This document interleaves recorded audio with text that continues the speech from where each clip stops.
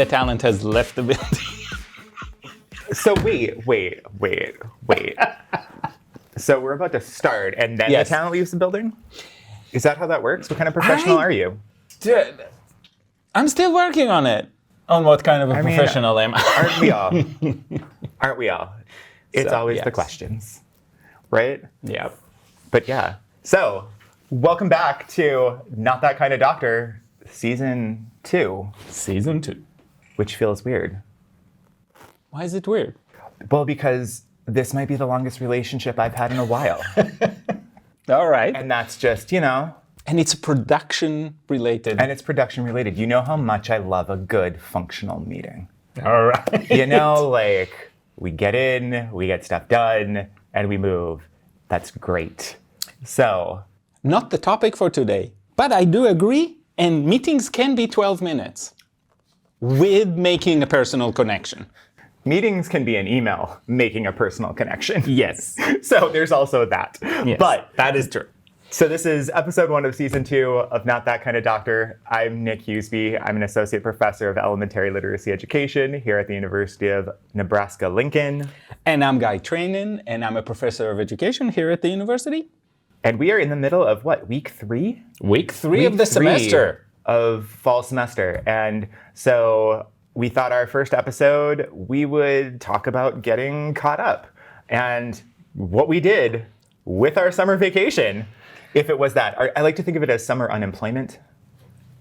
And in my case, it was summer employment. Right. I mean, in some of Yeah. my case, it was summer employment, Yeah. but like, I just want to, shift that discourse a little bit.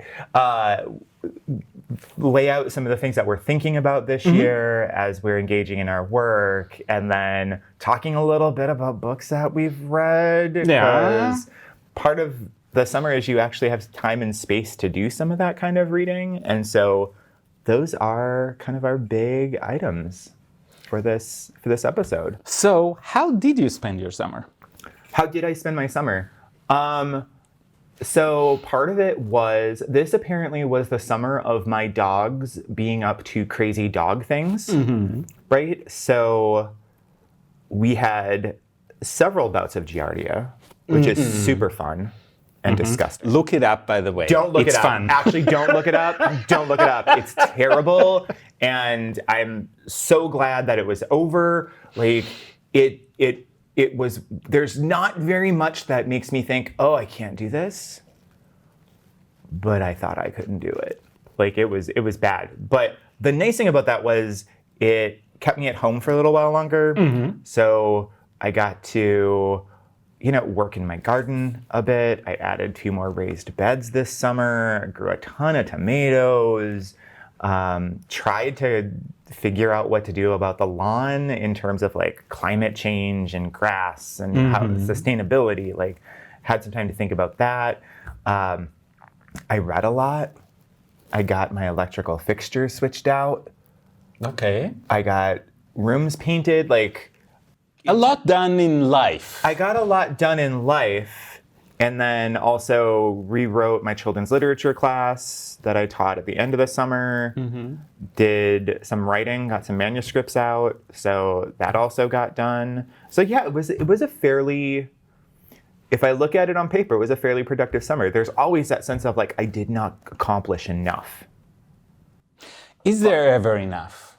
I mean, yes. Yeah, there is. There is. And so I'm actively trying to push back against that. Oh, I should have worked hard. Yes. I had a good summer.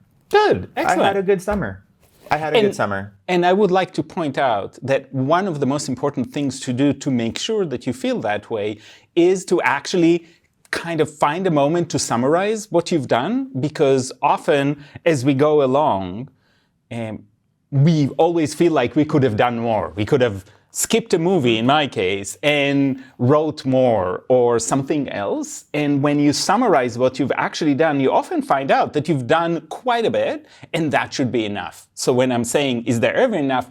I'm talking more about our internal feeling that we can always do more, which is true, but also completely unproductive. And so it's a way to go back. What did we do? How did we do it? And we talked at the beginning of summer, right? If you go to our last episode, we talked about preparing for summer. We also talked about putting boundaries around that, because that's really important. You can always imagine that you will write 20 manuscripts, and some people do, by the way. But that's not the expectation.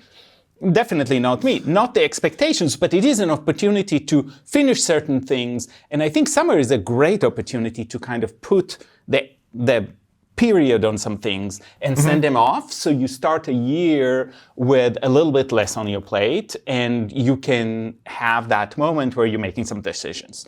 For me, I did not have problems with my dogs, except they ran away a few times, but that's okay. That's those part are of the also course. And I did teach quite a bit. I choose my teaching more at the beginning of summer or earlier in the summer. So I worked over June and the beginning of July, and multiple workshops. When you're working with teachers, that's kind of the norm, because teachers have a lot of time over the summer. Especially here in Nebraska, it's the beginning of the summer, because by the beginning of August, they're back in school. So July is usually reserved for vacations and family time for teachers, therefore for me. And one of the things that I found out very early, because I worked and I taught second summer session, I found out that I really disliked doing that just before a semester starts, because then I feel like the semester actually started in the beginning of August. And there's no break before the beginning of the academic year. So everybody's coming refreshed, and we're new, and we're coming, and I'm dragging and feeling like I've been here the whole time. So I actually choose to take a break just before the semester starts.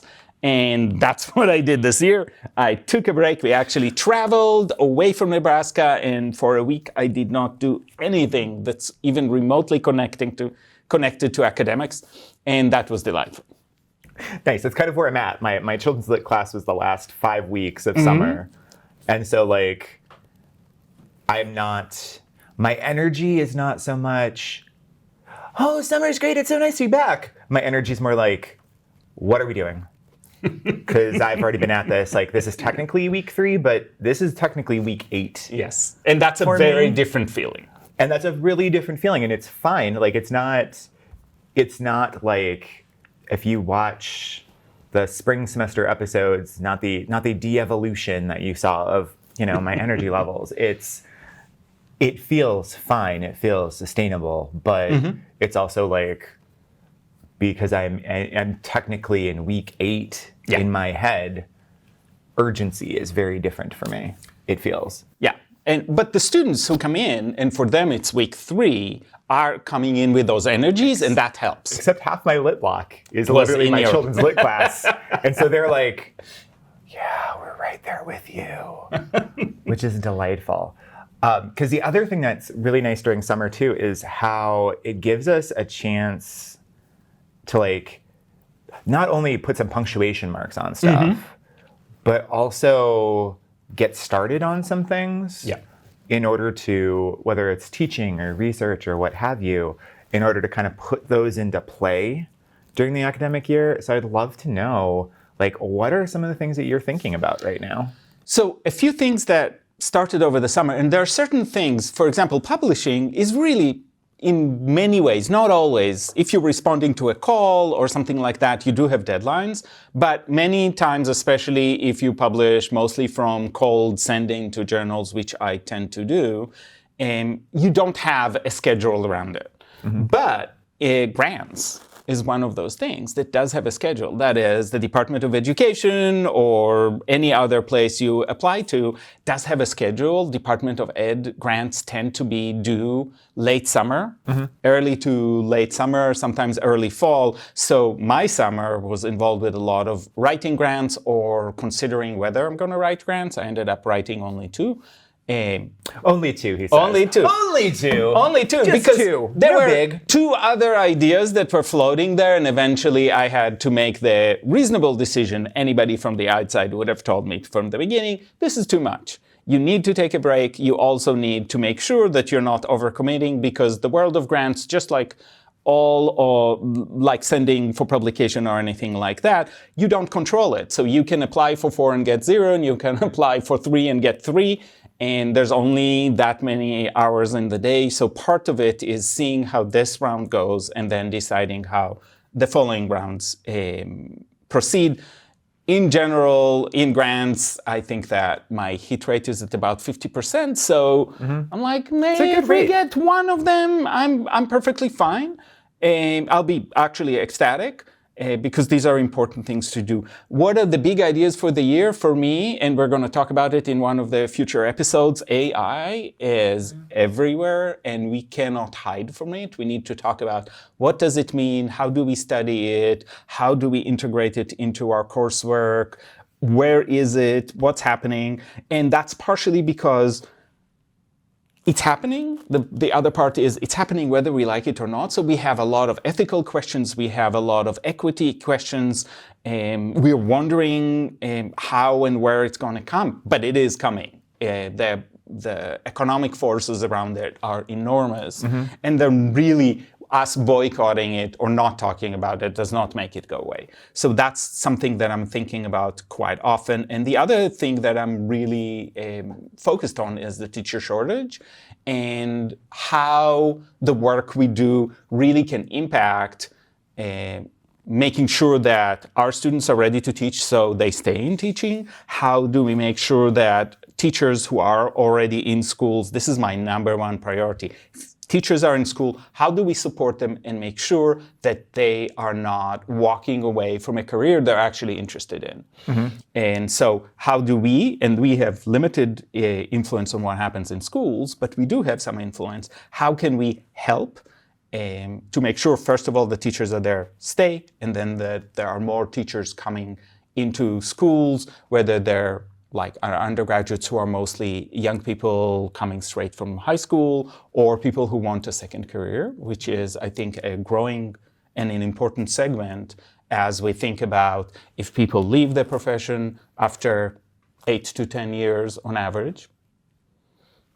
We need some people back in. So part of the grants I wrote this summer addressed both those issues. So that's where I am. What are you focusing on for this year? So kind of related to that, I'm going to jump ahead. Okay. And so one of the books that I read toward the beginning of the summer was Ali Smith's Spring. It's part of her Seasons Quartet. It's fiction. She's delightful. And there's a line that one of her characters says that is essentially, don't get at me for knowing I'm a dying species. I'm that thing nobody out there thinks is relevant anymore. Books, knowledge, years of reading, all of which means I know stuff. And in the world of generative AI and the rapidly shifting environment in which we see ourselves in terms of technology, that idea of what does it mean to know stuff and be someone who knows stuff has really weighed heavily on my brain. Like, as someone who works really intensely at making sure that my undergraduate students are prepared really, really well to move into a classroom space and teach reading. And know stuff. How is it that knowledge is built? How is it that knowledge is maintained? How do we move from surface knowledge into deep knowledge? And what are kind of the nuances of that work? When we talk about prior knowledge, what are we truly talking about, right? And so I've been thinking a lot about what do we know about learning that has kind of gotten watered down? What do we know about memory? What do we know about the human brain that helps us think through better ways to support students in building that knowledge base so that once they're done with my classes in undergraduate reading, they're able to draw upon that work later on. Like, what is it that I can shift and change within my own practices in order to support that? So I spent a lot of time this summer reading a lot of educational psychology and reading a lot of like randomized test trials. Like it's been super interesting reading And I'm starting to see some dividends around some intentional changes that I've made in my teaching that started this summer, because I want my students to be someone who knows things, right?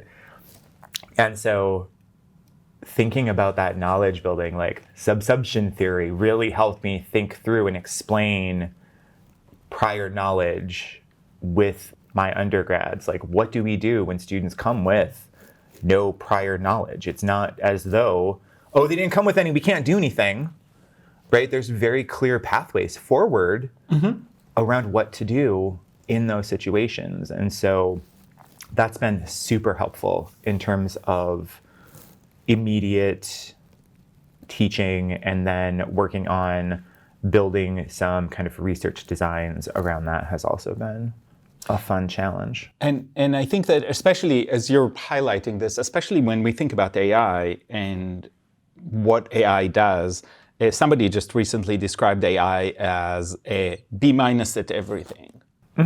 And the problem that we have is our students, especially elementary students, but not exclusively, are what Anne Brown called universal novices. So they start at a D, if anything, or they might start with, as you said, no background knowledge. They don't know anything.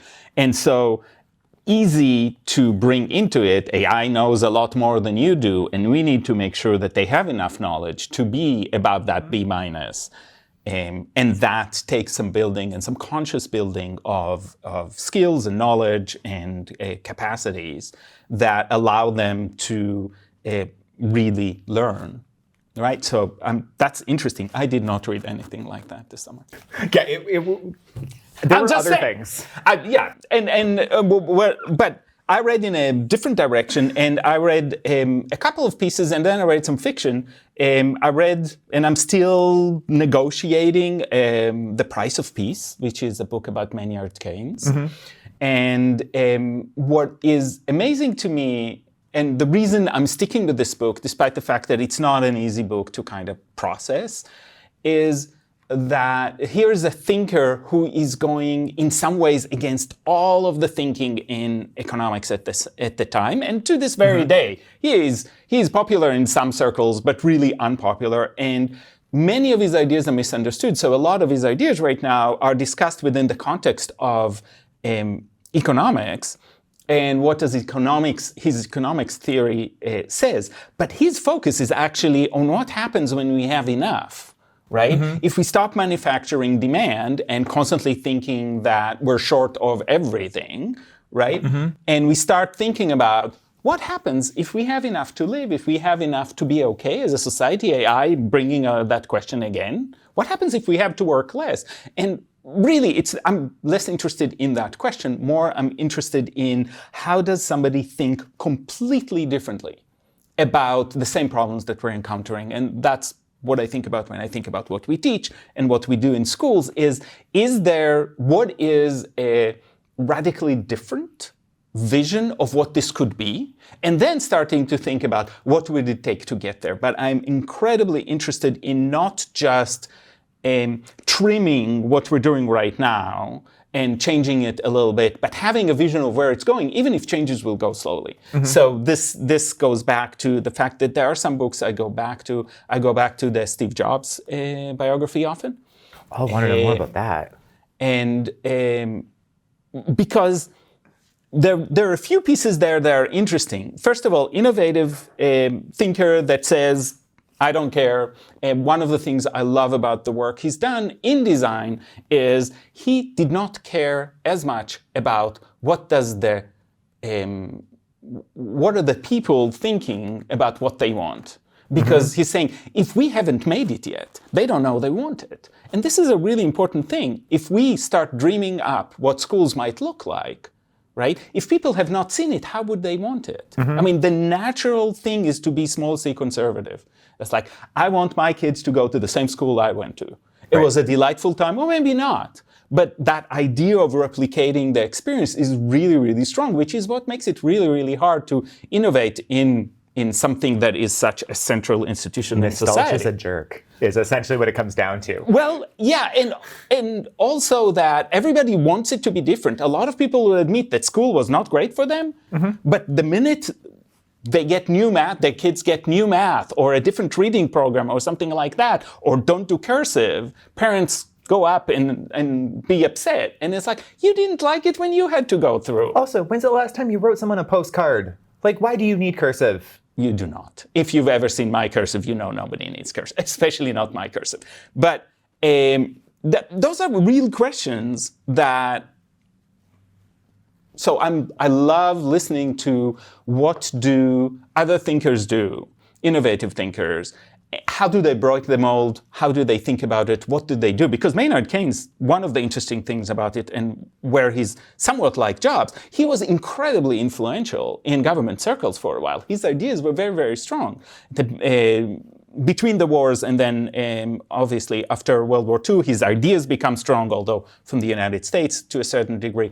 And so these are people who were not just thinkers, but they were also doers. And that to me is really incredibly important. They were not afraid to go beyond their ideas and actually do something, and they all changed their minds. And that's the other important thing, is that ability to say, I was wrong, here's another way to look at it, without giving up on a general vision, but really thinking about, is there room to change our minds? And if you're doing things in the real world, you have to be ready to change your mind, because reality is a challenge. You have to revise your thinking. And so those two pieces, for me, are really, really important. And then I do, as I do every summer, I went back to getting things done, just because I need that refresher. David Allen, getting things done. Because while there are quite a few things that I disagree with in the work that is there, it helps me reorganize and forces me to do that whole, let's get everything I want to do on a piece of paper, because that also allows me to start sorting through what's possible and what's not. 5 grants in the summer? Maybe not. 3? Maybe yes. Possibly. That kind of an approach allows me to reevaluate and get the little things done so I can move on bigger thoughts. Oh. So have you read, out of curiosity, Building a Second Brain? I did not, but I know of it. I feel like that dovetails really well with David Allen. And the thing I love about that particular book, and he just released another one, the Para System, is he talks about arranging your digital life in such a way that you're able to actually access stuff, right? Like he starts it with a David Allen quote, even where it's like, your brain is for thinking, not for storing stuff, right? Yes. And so he really lays out such a lovely, simple, and adaptable system for thinking about how to begin a digital, like, commonplace book. And it's just really resonated with helping me think through some structuring. That'll be really interesting, because I have structured my digital life very much as a storage space in my email, in my calendar, and in my the way I organize my resources on the storage, SharePoint in our case, but whatever it may be. SharePoint purgatory, as I like to think about it. Like, but where files go to die, and I can't find them. And so I use the SharePoint side, but they are organized in parallel ways. So they're similar folder structure. It took me many years to get there, but so I systematize all of that. So I feel it. I'm going to look it up and see. Maybe we'll do an episode about that. I'm finishing up with it. I'm doing a second read. So once I'm done, I will pass it along. But it's not an ebook, and I know you prefer an ebook. That's fine. I do read paper occasionally. Do you? Yeah, very occasionally. Maybe 1 out of 20. Okay. Maybe 1 out of 20. I'm a paper book guy. Yeah, I need paper books. You need the physicality. There's something tactile about it that I need.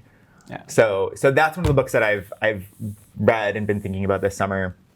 I also read, fiction-wise, Kingsolver's Demon Copperhead, which was okay. You'll get this. All right. So it is as though Lorelai Gilmore was a teenage boy, growing up in the 90s in Appalachia. Oh wow. Okay. And I devoured it. And it's a thick boy. Like, this book is not skinny. Like, he eats. Like, this book is thick, but I devoured it. Like, right. I thought Demon Copperhead was such a beautifully written character. And Kingsolver for me is kind of hit or miss. Like, I either am all in or I'm like, which is fine. Like, every author is going to have that. But Demon Copperhead was a knock out of the park for me in terms of like 10 out of 10, would totally read again. So my question about that, is summer a better time to take on a read like that? No, I don't think so. I think what summer allowed me to do was I literally read it in like a day and a half without guilt. Yeah. So like, maybe it is a better choice. But I mean, for longer books. Like right now, I'm reading this Polish translation, Swimming in the Dark, that I find I look forward to reading it every single day because it's equally compelling, right? But I got to glut on Demon Copperhead for an entire, day and a half, and it was delightful. So yeah, that one was a good one. And then I taught children's lit this summer. So I was reading tons of middle grades novels. I'm preparing for a children's literature study abroad in London, so I was reading a ton of middle grades novels set in London. I loved Insignificant Events in the Life of a Cactus, which, if you're a fan of wonder, it's a more nuanced wonder. I feel like it's a more approachable wonder. There's some class stuff in wonder that always struck me as a little weird, but Insignificant Events in the Life of a Cactus was phenomenal. And then another book that stuck with me is Poverty by America, which connects with your Price of Peace, where, hold on. I always it's Desmond. I think it's Jared Desmond. So let me look it up in my database. In your database. In my database. I just let the library keep Matthew Desmond. Okay. Poverty by America. And in this book, he is talking about poverty abolition and how,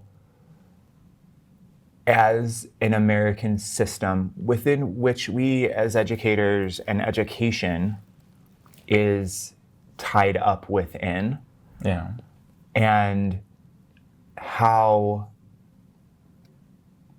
based upon the systems that we design to address the needs of those in poverty, we actually exacerbate the condition of being in poverty. Like, we make it hard to be in poverty and seek out help to get out of it. Right? And it was, his argument really helped me identify some of my own biases within that structure of thinking about, why do social safety nets exist, and what happens if you end up on within a social safety net situation. Like, you need this assistance. Why is it so hard to access that assistance? Why is it that we are the most powerful country in the nation? In the world. Yeah. Sorry, this is my first cup of coffee today. Normally I'm on like 3 by now, so the brain is not functioning as it should be. In the world, and yet we cannot seem to get our hands around this problem. And part of it is, the other thing that he makes ridiculously clear is, going back to your question of what is enough, we've slowly but surely accepted the fact that in society, privatization is okay and preferable. Like, to a degree, yeah. The fact that, it's a private school, there's an indication that, that's automatically better than a public school. A private club is better than a public club. Yeah. And then there's hold on, let me find the line. I'm all about Picking up the lines. Picking up the lines, because Yeah. there's some stuff that one of the things, he's written a couple of things, but I loved how he also talks about complexity and the fetishization of complexity. And he writes, complexity is the refuge of the powerful, which I've thought about. Oftentimes, it's one of those lines that, like, I wish I had written that. Because I thought that There are line, lots of lines that I wished I would have written. right? So, But that one, I gripe about that one. I kvetch about that one all the freaking time. Like, how much complexity is enough complexity? Like, at what point do we hit saturation and everything else is just noise, right? Yeah. And we as academics love to do that. Oh, it's complex, and here's all the complexities. But what are the complexities that actually matter in this moment? Yeah. And he talks about that in terms of like how we solve poverty and how poverty is this intersecting issue that, race, gender, et cetera, all of them combine within this issue. And so I also really loved last one where he talks about a retreat into complexity is more often a reflection of our social standing than evidence of critical intelligence. And Yes. that has also stuck with me. Like, again. Yeah. And for me, connecting to what I've read, it's that ability, because for me, when people say things are complex, they are often looking at the trees and not at the forest. It's like, what is the big problem and what are some ways we can address them? Knowing that it's always imperfect and knowing that any kind of doing has the chance for some effects you can't predict, right? And that has to be part of the game, but that does not excuse inaction when things are not going well. Right. And so I'm 100% with you from that perspective, because it's like you can always find 50 things that contribute to a problem, but there are some simpler solutions. Well, and it's the question of like, what in the moment is actually going to solve the problem? So when you're thinking about how do we build up pipelines to support schools, like, yep, there's some complexities there, but what of that complexity actually leans in on the problem, and which ones are just kind of like there and they're interesting to think about, but they're not really that important to actually solving the problem, right? So that book has stayed in my head longer than I thought it would. It was not, I went in expecting one thing and left it with an entirely different set of understandings and was a bit fired up. And all right. It's really... We should maybe do an episode where I do some reading too, because I haven't read it, and maybe we play with those ideas a little bit. Yeah, especially as it reflects on what can we do from academia. I mean, here's one of the things I thought was really powerful about that particular book is it's one of those books that allowed me to, as someone who likes to live correctly within my personal set of politics, it allowed me to further refine that set of politics. And it's given me some boundaries around which I want to organize my activity and my energy around poverty abolition and how that connects to my work here in the College of Education and Human Sciences. So that's a tall order. It was a tall order, and like that's not what I was expecting when I walked into that book. All right. So, well, that's what we did on our summer vacations. Yeah. It's nice to catch up. It feels good to be back. This is in this room with the camera, right? Chatting with Dan behind the camera. Dan behind the camera, who thank you, Dan, keeps us sounding good as long as I don't break his equipment.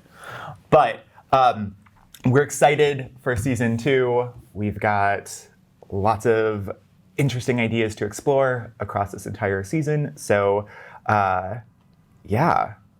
it's fun to not be that kind of doctor again. It is. It's nice to be back. It's nice to be back. Have a great fall. Yeah, enjoy your fall, and we'll see you back here when we talk about, I think we're talking about maybe AI next, potentially. Yeah, so unless we run into editing problems, don't hold us to that. Yet. Scheduling is always a bear, but we're working on it. But we'll see you here where we talk about things that aren't medical, because we're not that kind of doctor.